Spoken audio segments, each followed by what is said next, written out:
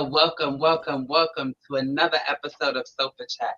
Whew, I don't know about y'all, but I've had a really busy week. So I'm so excited to be here with y'all and just be able to sit on the sofa and just have some great conversations with an amazing special guest. Of course, we have a jam-packed episode, tons of questions to ask. So gotta get some house rules done first, right? So everything we share on Sofa Chat is solely the opinion and the lived experience of the individual. Sofa Chat does not endorse any company, any organization, or any product, but like we let y'all know every week, you are more than welcome. If you have a company or organization and you want to sponsor and, share some of your, access, definitely throw it our way and we'll catch it. I'm gonna have to get a catcher's mitt, like just the, but bedazzle it. It gotta be pretty, it gotta be a pretty bedazzled one, so people know it's all about just laid bedazzled. Um, we have an amazing guest this evening, but before we get to our guest, I gotta let y'all know we do have a little snack that I'm gonna share with y'all. Uh, but I left it in the other room, so we gonna get it in a little bit after we finish chat because we gotta share with people. And of course, I gotta let y'all know, I gotta give the shout outs to, of course, the full staff that participates with Sofa Chat and helps us out every week. And of course, my co-producer, my hubby, the man that makes us look so fabulous every week, my husband. Hey, babe. Hello. So we're not gonna waste too much time. We're not gonna give you guys what's hot in the news. We're gonna keep all of that, until next week because next week we have an amazing special episode. So we're gonna save it for that week. Um, but we have an amazing guest this evening, and when Sofa Chat decided to come back, when we were sitting down and having some conversation as to who we wanted to bring on Sofa Chat to be a guest, this person was like right at the top of the list. It was just like, no doubt. Um, my husband and I have had the wonderful opportunity of being at different spaces and different venues with her and her spouse, which they are also another power couple. So it's it was just like effortless, right, babe? Like when we were sitting down all talking as a staff, like it was nothing. But I gotta before I give her intro. This is Dr. Ionis Aviles Pereira, right? So let me read you a little something.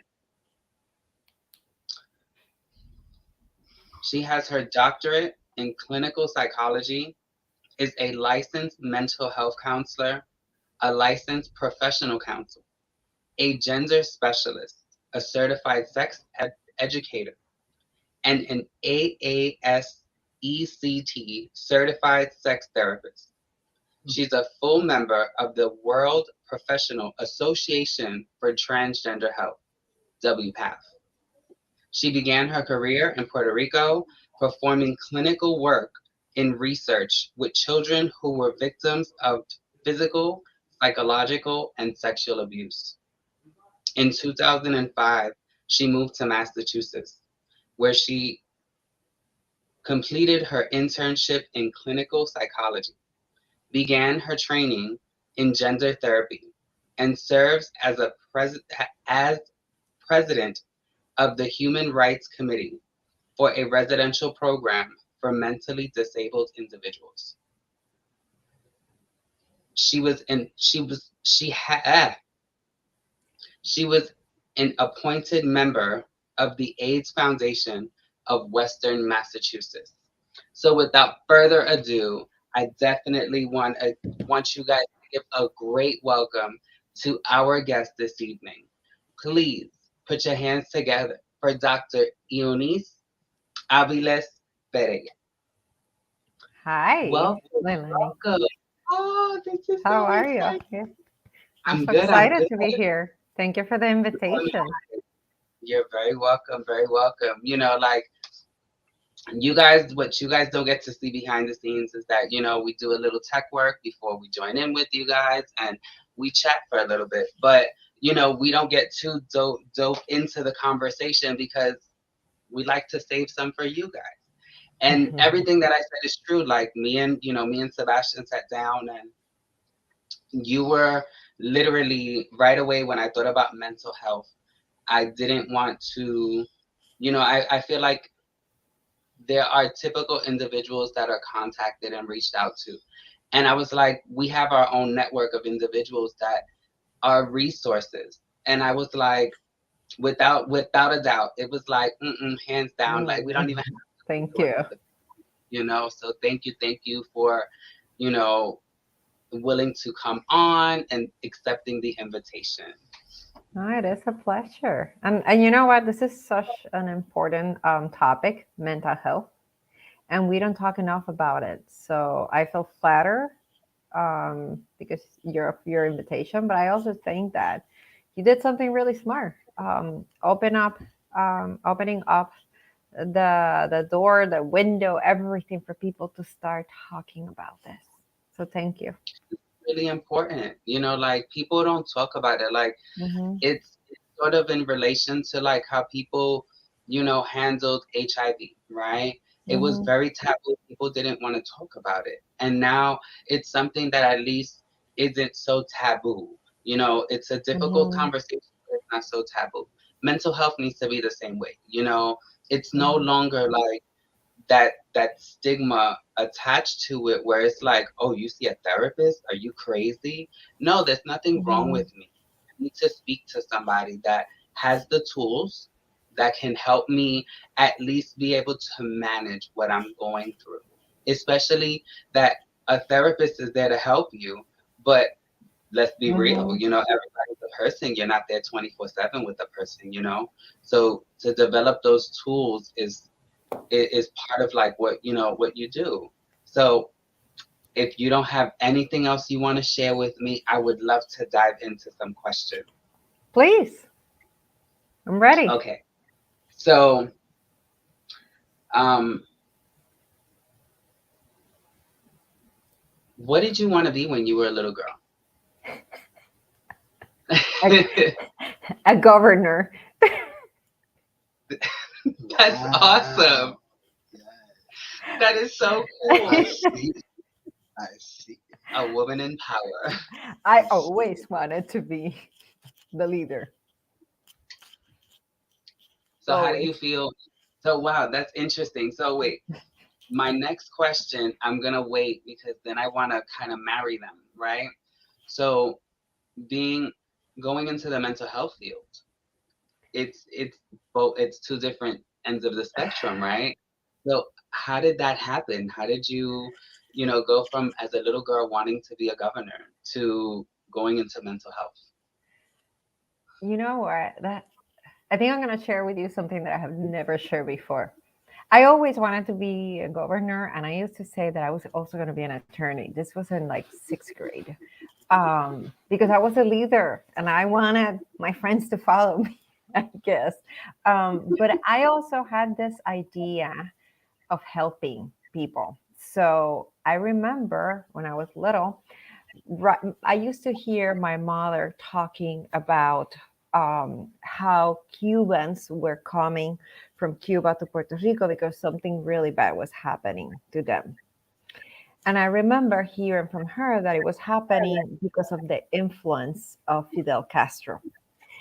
And at some point, I sat down and I wrote a letter for Fidel Castro, requesting him to free the Cubans or allow me to free the Cubans. So I always had this thing of I want to help the people that are suffering. So yes, I wanted to be a leader, but I think that my priority was always like, how do we figure out how to help people? How do we make them smile? How do we make people free? So I think I went into mental health because of all of that, and I think the influence of my mother, definitely. Well, I guess that kind of like answers, but that helps me, segue into my next question, which is like, what ignited your interest in going into mental health? Like you said, it also, your mother was also influential in that. Is Hmm. there anything else within that dynamic that influenced you to go into Mhm. mental health? My family, like my aunt and my dad, they always wanted to help people. My grandmother was always helping people. So I was raised in this environment where we were not supposed to only expect to receive, but we were there to give support to whoever needed it. Like I remember my father, if there was somebody that was homeless, he was like, we're going to get them food. They're going to go to the mall with us and we're buying it. So there was always this influence from my family that it is important to support others. And it's funny because my mom recently was sharing with my partner that she used to get a lot of complaints from teachers when I was in elementary school, middle school, through high school. Teachers would always say, she's a good kid, but she talks too much. And my mom said that it was because everybody will come to my desk either to tell me something, looking for help, looking for advice. So it was always my personality. I was always like chatting, chatting and helping everybody and probably directing people, governing the class. Yeah, giving some direction. Like, listen, this is what happened. This is what needs Yeah. to happen.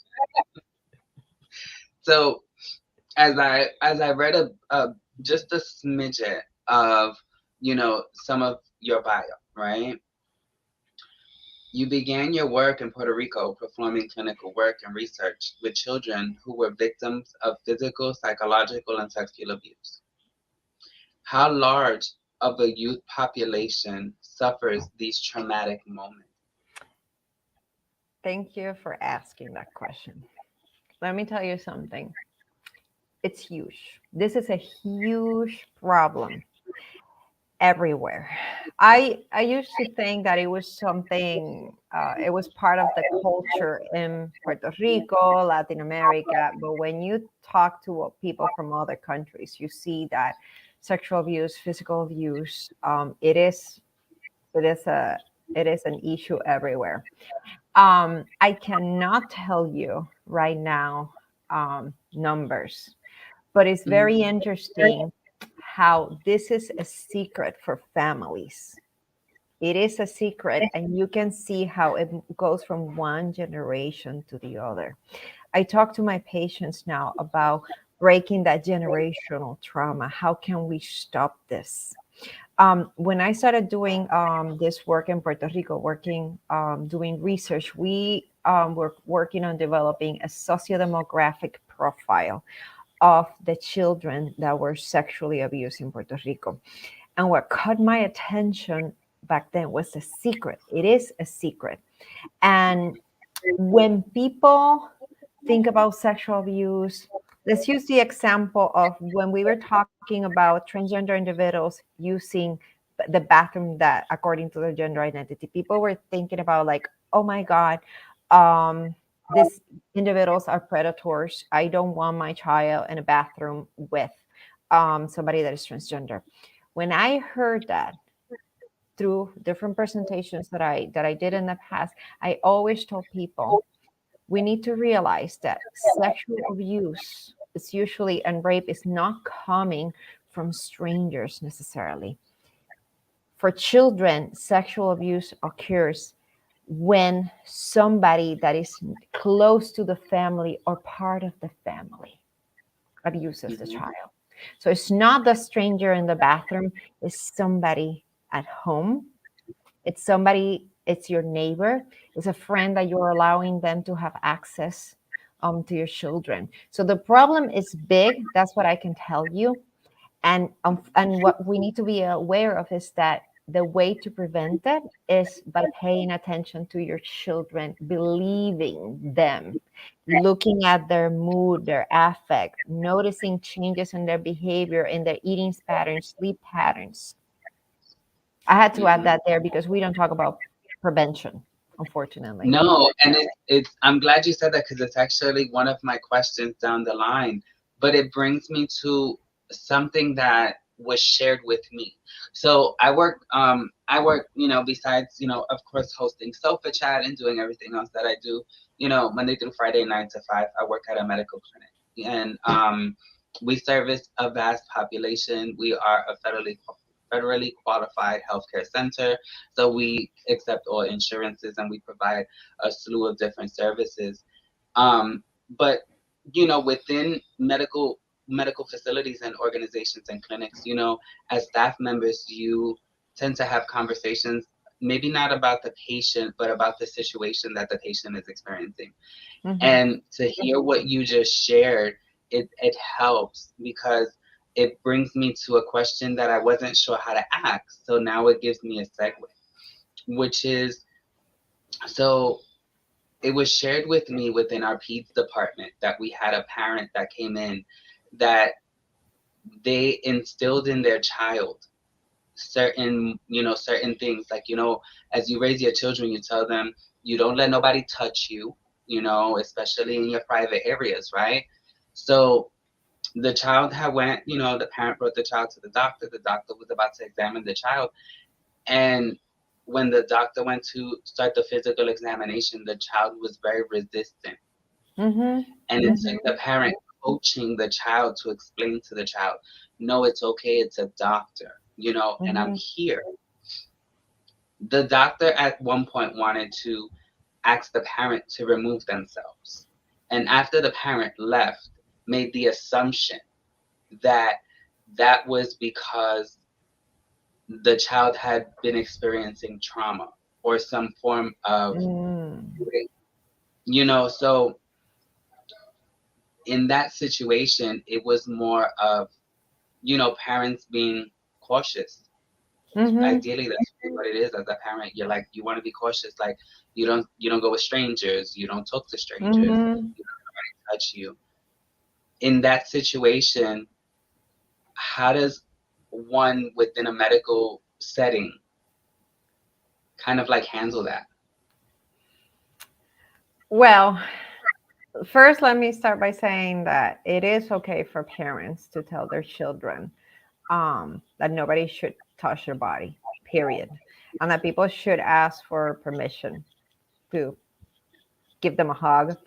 Sometimes we force our kids to, especially I'm Latina, right? I'm from Puerto Rico. It's like, go and give somebody a kiss or a hug.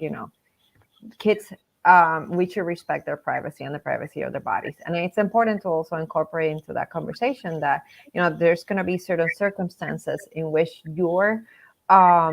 I'm going to be there with you, and there's somebody, in this case, a doctor, that could examine your body. And it's important for us to educate our children about what that means. So it could be that you show them that you have, a cut, a bruise, that sort of things. When kids are little, unless they have a specific complaint or consult, there's no reason for medical practitioners to look at genitalia unless there's, for example, a rash. In terms of medical practitioners addressing that situation, I think the only, it depends on the case, and I'm not aware. I don't have a lot of information about this case, but for example, a practitioner could try to explore what's going on if they notice something physical in terms of the kid. If there are bruises, if they have examined the genitalia and they notice that there are marks that are not necessarily related to a rash or something like that. But I think they also have to be very careful with not assuming. They really need to have reason to want to, explore further. And I do believe that if a medical practitioner is genuinely concerned about a kid's safety, they are also responsible for contacting the Department of Children's and Families, talking to the social worker. There are different things that can be done. So that brings me to another question, which, like I said, when I was reading your bio, because even though, I only read a brief portion of it, I read the whole thing. So in 2005, you completed your internship in clinical psychology and began your training in gender therapy, right? What drew your interest in gender therapy? So I moved to the United States looking for opportunities to become a sex therapist, by the way, which is the AAS, it's ASEC. It's American Association of Sex Educators, Counselors, and Therapists. And that's what I wanted to do. But I actually ended up in Springfield, Massachusetts, at a small community clinic, doing a multicultural internship. I was like, oh my God, this is a multicultural internship. It's going to be amazing. And when I got there, everybody was from Puerto Rico, just like me. So it was not that multicultural, but they were bringing people from Puerto Rico because the community was mostly Puerto Rico and other people from Latin America. And there was one person that came to the clinic, was an 18-year-old women of trans experience, and nobody knew what to do with her. So they were like, oh, just give her to the student. She'll have to figure it out when she wants to graduate. So that's how I started this journey. I didn't have the knowledge. Before that, I saw one documentary that was shown in one of my classes in Puerto Rico by my professor, Dr. Sara Malavet, and I'm eternally grateful for introducing me to the topic. At least I have an idea.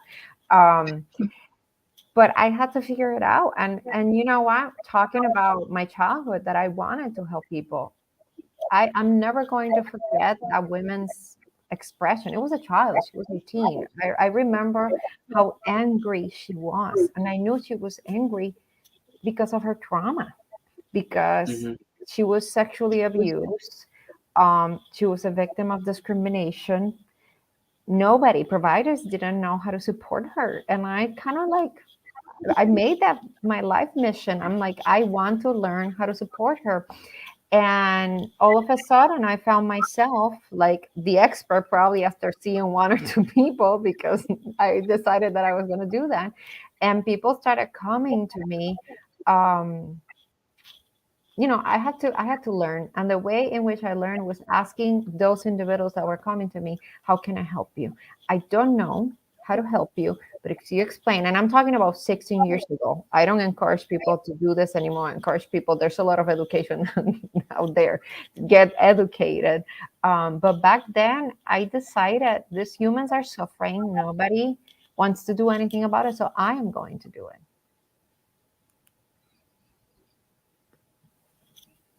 So before I jump into my next question, I want to keep it in this topic because the next one it'll jump into another topic.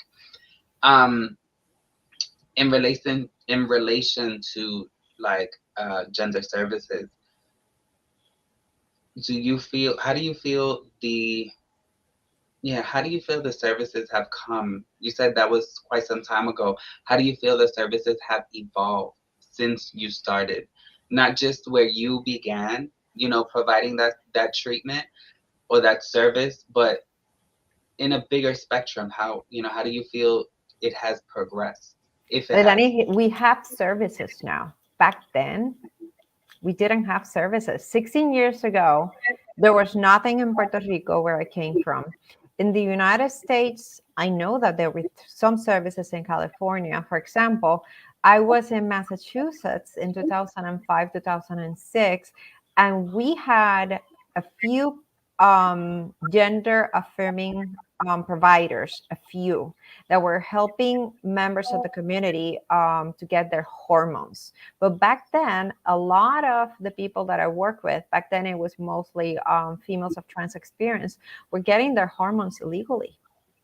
So now things have evolved to a point that we have clear standards of care. There is access to gender affirming providers that have more knowledge about mental health and gender dysphoria, about how to help individuals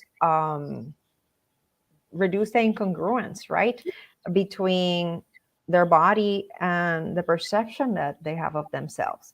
Now we have surgeons. And the other thing that have really changed is not only the access in terms of having competent providers, is the fact that more health insurances are paying for it. Back then, and we fought for that.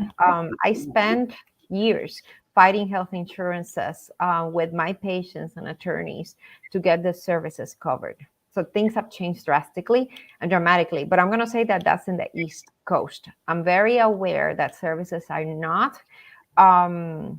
provided in other states, not only for political, religious reasons, but because there's not enough trained and competent and culturally competent providers to offer the services.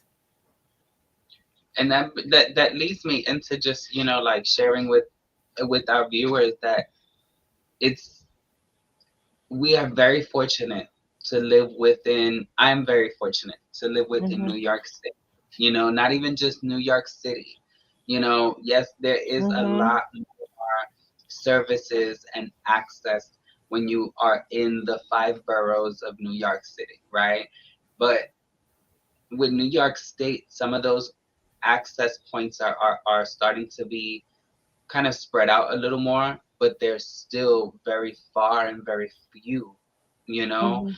Even even the simplest services of like going to the doctor and seeing a culturally competent provider that's, let's say, like 2-3 blocks away, outside of the five boroughs, Mm-hmm.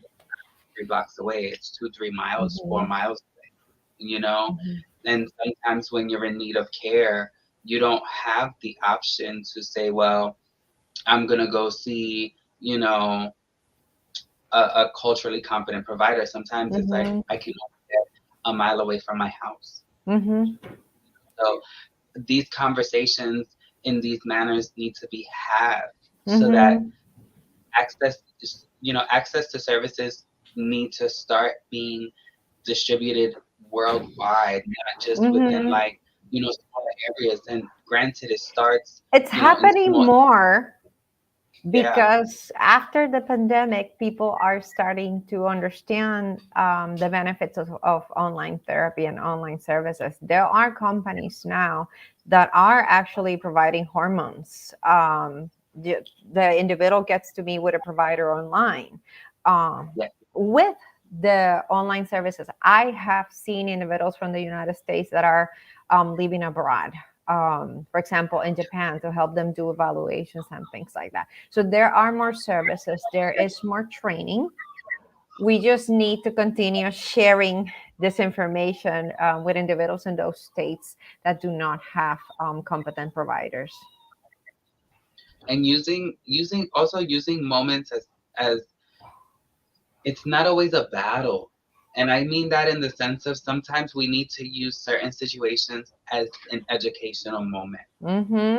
Mm-hmm. Oh, definitely. Especially if you're within settings where the individuals that you're, let's say, working with are somewhat open to being educated. Mm-hmm. You need to Sometimes we need to embrace that and use that as a teachable moment because Mm-hmm. if we continuously attack each other, we're not going to learn. So this is a great conversation. Okay, so my next, it leads me to ask you, uh, how important do you feel it is to diagnose a child who may identify as transgender, gender nonconforming, or non-binary? I love this question. I'm glad that we're starting to talk about mental health. Um, Let me clarify something. Diagnosing, we need to be very careful with, because the concept of a diagnosis, it's perceived as a pathology, as something that is wrong. So it's important to talk about diagnosing an individual in the context of how that label, gender dysphoria, for example, gender incongruence, can help the individual receive support, receive medical treatment. Okay, so I'm not assuming that if a child is diagnosed with gender dysphoria or gender incongruence, there is pathology, there are mental health issues. Okay.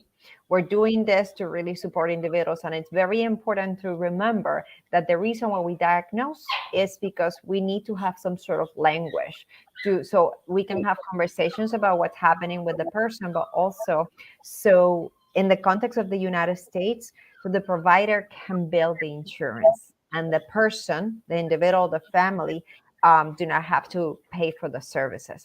So going back to your question, now that I clarify that, because I don't want people to assume that gender dysphoria, gender incongruence is a mental health issue, it's not a pathology, okay? Mhm. So it's extremely important to diagnose a child with gender dysphoria or gender incongruence. It's important to understand that kids do know who they are and they can have a sense of their identity since they're very little. Okay, I have had kids in my office that I heard them identify themselves um, at 4 or 5. When you go to the literature, it could be even earlier than that. And why this is important? Because you you want to make sure that your child is seen, that your child is going to receive the support that they need so they can grow up healthy. So Mhm. understanding what's happening with your child can be helpful in many ways, from a social perspective, a psychological perspective, so they that you can see that the way that they see themselves and they don't struggle with, for example, your kid telling you I'm a girl and you think your child is a boy and you force them to behave as a boy, right? But there are also medical reasons. So once your child have expressed, that they experience some gender incongruence, it's very important to have this conversation with a therapist that can guide you, and the therapist and a medical practitioner. Why? Because the therapist guide you through the process of understanding that if their gender identity is stable, they can receive some medical treatment. But besides invasive medical treatment, there is something called hormone blockers. And Mhm. hormone blockers would help a child to not develop the secondary sex characteristics, right? So let me just give you an example. Um, if this is a female assigned at birth, if we introduce hormone blockers before puberty, this person that identifies as masculine or transmasculine won't develop breast. Why is this important? Because if you perceive yourself as a man and you develop breasts, I have patients that have said to me, Eunice, my breasts, they're tumors. I feel that these are tumors that do not belong to me. So the importance of diagnosing a child is to be able to provide them with the help that they need to reduce or prevent the incongruence and provide them the ability to develop healthy, physically, mentally, and socially healthy. And that's awesome. So that then segue me into like the parent child relationship, and ideally that can be biological or someone that is a chosen parent or a legal guardian, A right? caretaker. Hmm. A caretaker. So is there a supportive way in which a caretaker can help their child but also help themselves to Hmm. understand? I'm going to say this: validation, validation, validation. Um, Validation of the kid, yes, of course, but also validation of the parents and compassion for the parents. Um, I noticed that now there's so much support in some groups for the children, obviously, because individuals that are experiencing gender incongruence or gender dysphoria need support and need medical support and mental health support. But we're forcing parents by telling them in a lot of cases, because I hear that in my practice, like you have to help your child, you have to do this, you have to do that. And reality is that we can't tell parents you have to just give your child to a medical practitioner for them to take care of your child without the parent having processed how they feel. We need to understand this. When you're going to have a child, the person that is pregnant or the person that is adopting a child, you create a narrative, a story in your mind of who your child is going to be, how you're going to raise them, or how you're going to take care of them. And when you have a child that tells you that they experience incongruence, that they're transgender, that narrative, that story in your head has to change. It will change because we can't deny that there's social constructs and expectations. So if, for example, you are female assigned at birth because you have a vagina, a vulva, so sometimes parents dream, and in my culture that's very common, right? Sometimes parents dream, oh, I'm going to see my girl getting married, wearing a dress, all of those things. So those narratives change. In the Jewish culture, one of the things that are very difficult for the family is the loss of the family name, the name that they assign to that child. And then when the child says, I don't want to be addressed with that name, my dead name, I want to be addressed with this other name that reflects my gender identity. That is like an incongruence for the parent. So it's very important for the parents to validate themselves, because this is very difficult, to have compassion for themselves. Other people need to validate the parent and provide compassion, because when we do that, then you'll see that the parents are less defensive and more open to listening to the education on how to support their child. And once they're more open to that, they can make wiser decisions for their children. But this is not only about the kid, this is also about the family. I use the term affirmation. We used to, in the past, we used the term transition. So, and I'm explaining this to say that the kid is affirming their gender, but there's a transition here in the caretaker's mind of how things are going to change. And Mhm. compassion is very important for the person to be able to handle that process and protect their mental health. Mhm. And that's so important. Like, it's funny. I get stuck, like listening to like what you're saying, because it's like being a woman of trans experience in a trans specific relationship.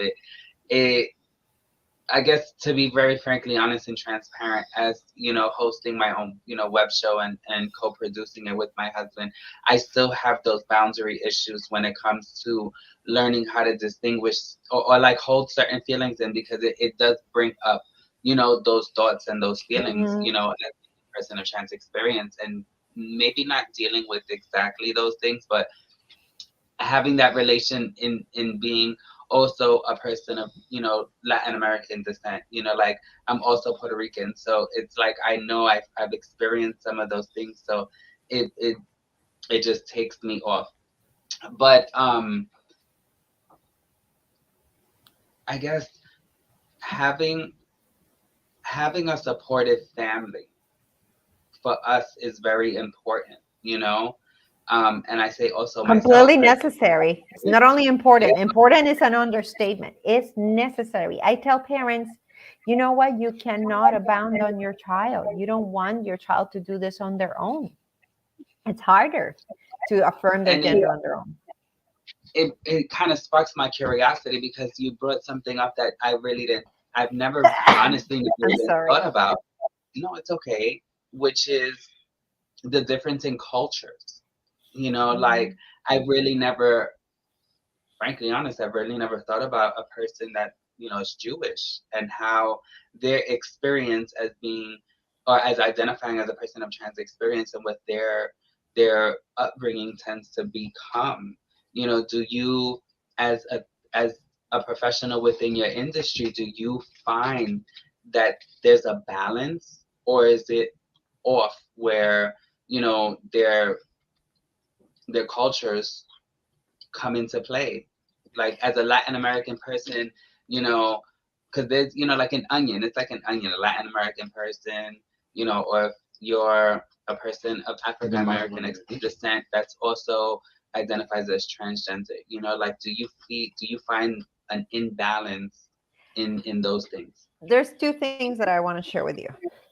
One Okay. is that when you are working, as a mental health provider or a medical provider, it's very important to ask about, to understand the family's cultural background, their beliefs, their religious background. It's understanding. There's no judgment, because that's going to give you information in terms of how you're going to support them, how much how much support you need to give them, validation and information.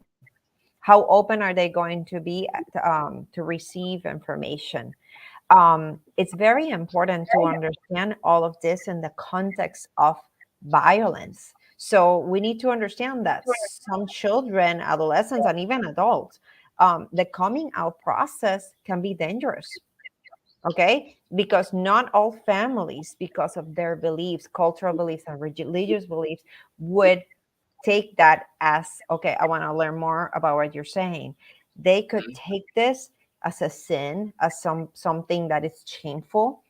um and talking, we need to be very aware of their cultural background. If there's a balance, I don't know, families, we work with families to find that balance. That's what we do. The other part that we need to take into consideration, what you're describing is what we call the intersectionality. Intersectionality is when multiple identities intersect in one individual. For example, your identity as a female of trans experience with your identity as a Latino female, then that intersects with our socioeconomic background, the color, our race, the color of our skin. So the more identities that you have that are, people that are victims of discrimination or marginalized, the more the suffering and the stress. And that's the reason when you have a women of trans experience that is Black and it's stable, we know that that person is going to experience more stressors. And those stressors will potentially have a bigger impact in their mental health and their physical health. And that's the reason why it's important to understand what you're describing, which is intersectionality. So then that leads me to hop around to another question, which is what impact does what impact do you see that your research and your work has made to the communities that you service? Oh, wow. Nobody never asked me that question. The impact. You know what? I used to think that I was going to do something big. I wanted to save the world. I'm not going to lie. That's why I wanted to be a governor and be a president. Um, and I'm realizing that the impact is more at an individual level. I see a lot of patients per week, and I can tell you that I see people come into my practice depressed because of the dysphoria, the lack of support, um, and just giving them a safe space to talk about how they're feeling, a non-judgmental safe space makes them smile. So I see people smiling. I saw a girl last week that she actually did a gif. Is that how you call a gif of herself smiling? And I was like, oh my God, this is somebody that was completely paralyzed a year ago. So I see that. In terms of the research, part of the research that I did in Puerto Rico was used to advocate for insurances to provide to pay for hormones. So I think that is also important. But I think the biggest and the most important thing here is the visibility. That I think the work that I have done and that we have done, because I work as a therapist, but I also have a team of other professionals that I collaborate with. I have collaborated with Amnesty International, with photographers that actually helped me create an exhibit of the transgender community in Puerto Rico. So we brought visibility so people understand that the transgender and gender non-binary community exists, which is the first step, but also to normalize the community for people to understand, you know what, they are there, our brothers, our sisters, and siblings, and they're not gonna hurt you. They're loving and caring just as you are. So the visibility and compassion to the community.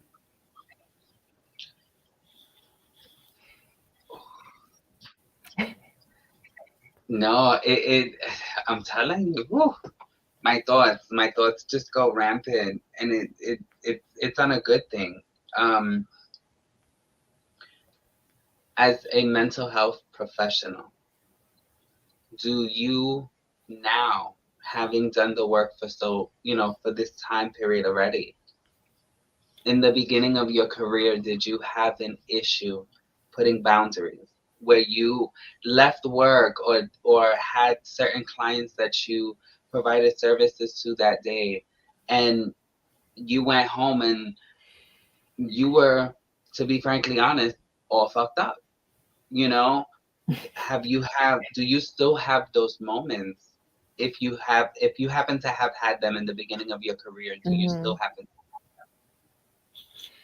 We're taught to create boundaries, and your job is your job. And reality is that, like, Lenny, this is not a job. This is my life mission. And Mhm. those who know me well know that I do this because I want people to have an opportunity to be free, to be happy, to be respected. I want the transgender and gender non-binary community to have the rights that society have denied to them, right? So sometimes it's hard to maintain those boundaries at an emotional level because I do get frustrated. Sometimes, and I posted this on Facebook the other day. I posted a comment that I spent a whole day asking my patients to repeat, I have the right to exist. That's why you see that poster on the back won't be erased, because there's no way to establish a boundary when you spend a whole day processing with patients that there are political figures out there that want to erase them. And then I turn on the news, the TV, my family talks about it, my friends are talking about it. So it's hard to maintain the boundary there. I don't struggle with specific cases on what am I going to do for them. Like I have to save them, because I know that the only thing that I can provide my patients is a safe space so they can figure out how to live a life with meaning, to Mhm. be resilient. But unfortunately, I'm a doctor of psychology, I'm a sex therapist, but primarily I'm a gender specialist. And Mhm. we know that unfortunately, there are people out there that want to erase the transgender and gender binary community. And that issue, and I want to make sure that everybody understands this. The reason why transgender and gender non-binary individuals struggle with mental health issues is not because they're pathological, it's primarily because of the discrimination, the marginalization, the abuse that they encounter. Because people are trying to erase them, they live in a constant state of hypervigilance, of fear. And that's the main reason why they are experiencing the level of post traumatic stress disorder, depression, anxiety. And obviously, and this may sound like a joke, but I have more work. It's more intense because of the intensity of my patient's symptoms, given the minority stressors that they have to deal with every day. Mhm. So do you feel that the acceptance of transgender individuals is genuine or is it more tokenizing? It depends on the case. It depends on the case. I've been having some conversations with a colleague from Puerto Rico. She works in Massachusetts, and I've been encouraging her to write about her perspective on acceptance and religion.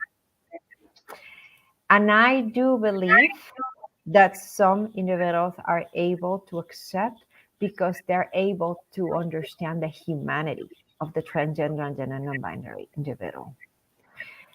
But I do believe that there are individuals that are tokenizing transgender and gender non-binary individuals because they receive something out of it. Fame. Mhm. When I did research, part of my research in Puerto Rico, one of the reasons why transgender and gender non-binary individuals were so resistant to talking to me was because they felt used. They feel used by researchers that will come, ask questions, and say, we're going to help you, and then they disappear. There's a little bit of both, honestly. Yeah. So before I continue with my next question, my co-producer, my lovely husband, has a question. So I'm going to turn it over to him to act. Go ahead, babe. Ask your question. It's funny, I guess. And this question is for me. It's a place that we always we a lot of times we don't like to go, and it's political. Definitely me, because I don't feel like I'm politically correct in asking questions and doing things and getting my point across. And you know, right now, with the how you say, the individual states that's going through different things, and they're passing Mhm. these laws. We have, you know I mean, everybody's been watching Texas so much, and Texas is, they have they're starting the child abuse law. And then Florida just came out of nowhere with the no say gay. Mhm. And so this is at school level. This is a hard place. School is where you're taught that you can be educated.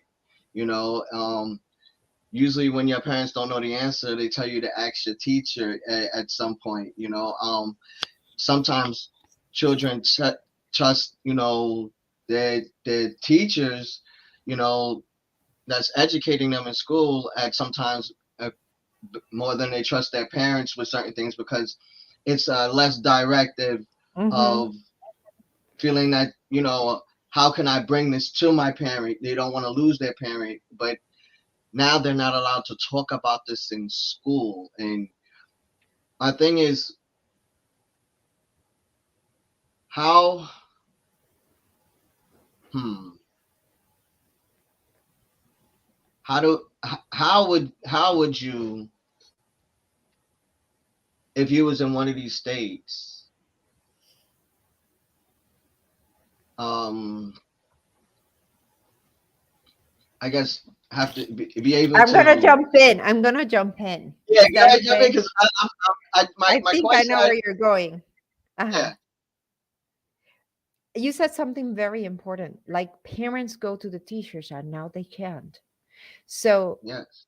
it's the parents' responsibility to get educated to educate their children. I do believe that education should start at home, anyways. The school should not be exclusively responsible. So Sebastian, when I read what was happening in Florida, so basically what's Hmm. happening is that there cannot schools are not allowed to talk about sexual orientation, and I'm assuming gender identity. Um, Kindergarten, pre-K through third grade, they cannot say gay, for example. That's the reason why the campaign is called like that. Don't say gay. So at this point, what I did was I posted everywhere in my social media. If any parents are willing to organize educational sessions, I'm here. I will do it online. I will fly there, anything. And I will do it regardless of the parents' ability to pay.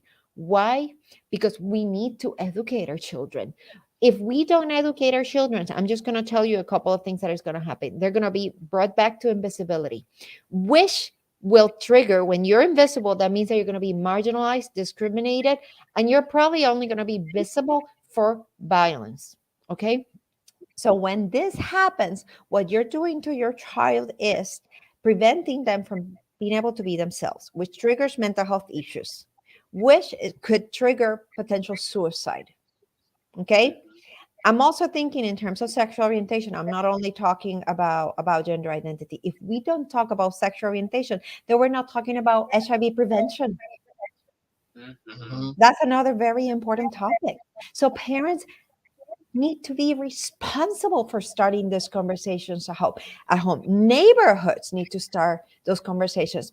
One of my friends, Lily, she lives in California right now. She offered to do this with me. So I'm letting you know right now, if anybody's interested in organizing anything to talk about sexual orientation, gender identity for your children, we're here. You're not alone. So before because we literally got 5 minutes left, right?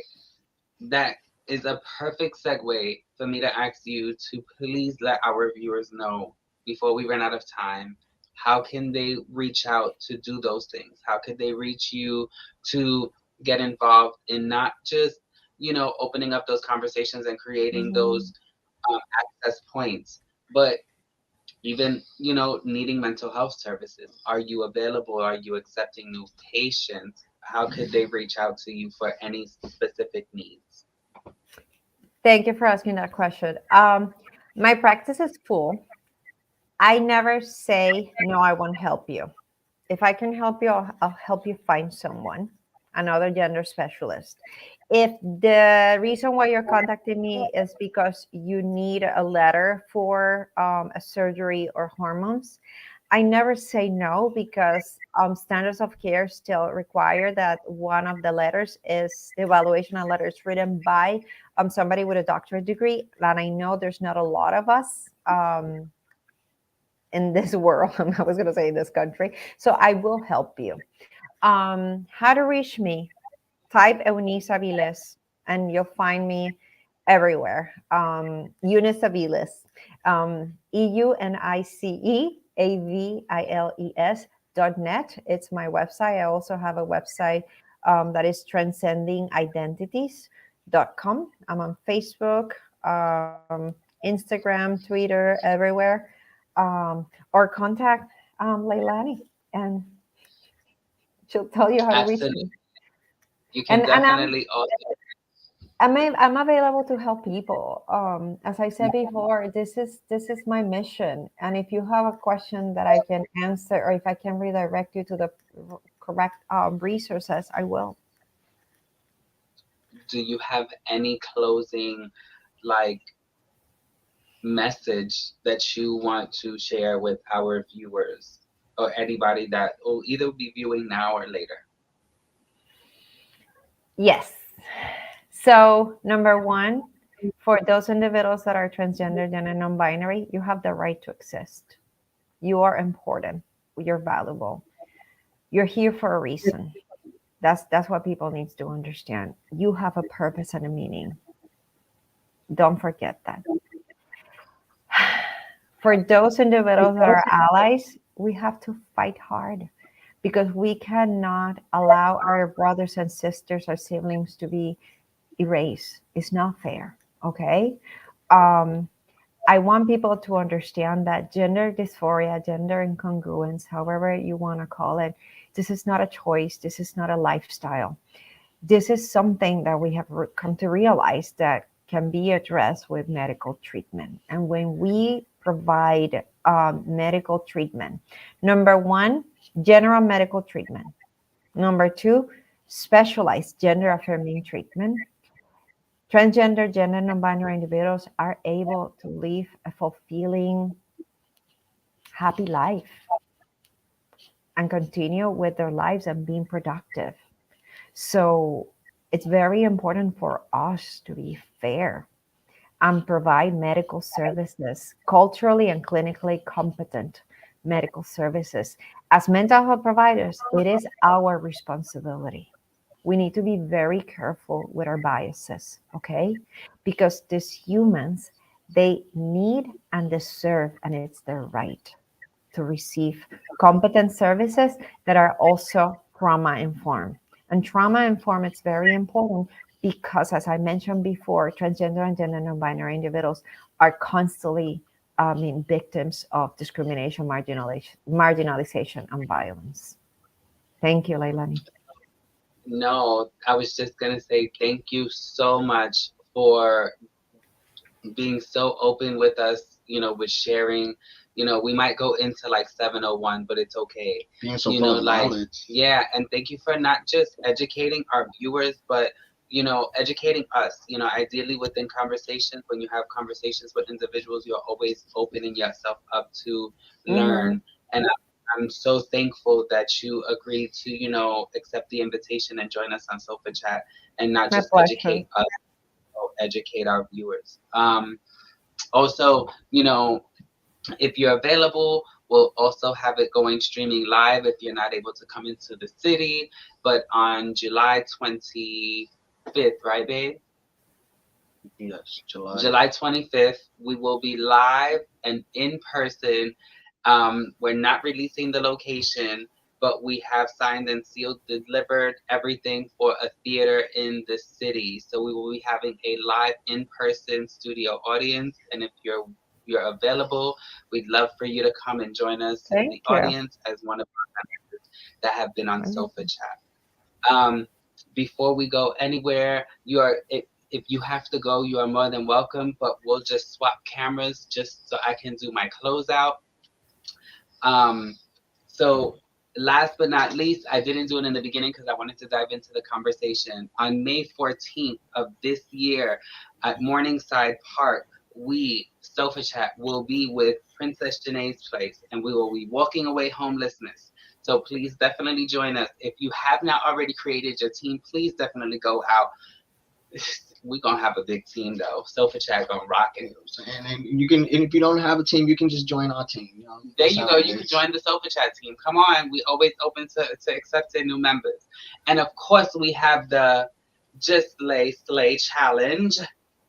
So I told y'all Yes. last week that I would let you know how many people have already joined the challenge, but I can't. You know why? Because we're starting to run out of time and that'll take too much time. So I guess if you haven't already joined, you might want to join the challenge. Make sure you find an image of me on a train, on a subway, on a commercial. Take a selfie with it and send it to sofachat02@gmail.com. Yes. Make sure that you are in the picture. You It must has to be be in. in It the has to be a image in selfie with you order in for the it image. to qualify, right? I heard she's on the 5 and the 7. Oh, oh, shh, don't let no secrets out. So besides that, gotta let you guys know that next Sunday is what? Mother's Day. So we'll be having our Mother's Day special, and we will be having some amazing guests sitting on this couch and maybe even virtually. So like we always tell you guys every week, thank you for joining in. We greatly appreciate it. We know we went over time. If ain't nobody tell you they love you, you need to grab a mirror, look at it, and tell yourself that you are beautiful, you are worthy, you are important, and you matter. Because if you don't love yourself, how the hell are you going to be able to love anybody else? Have a great week, y'all. See y'all. Thanks for tuning in. Bye. Later.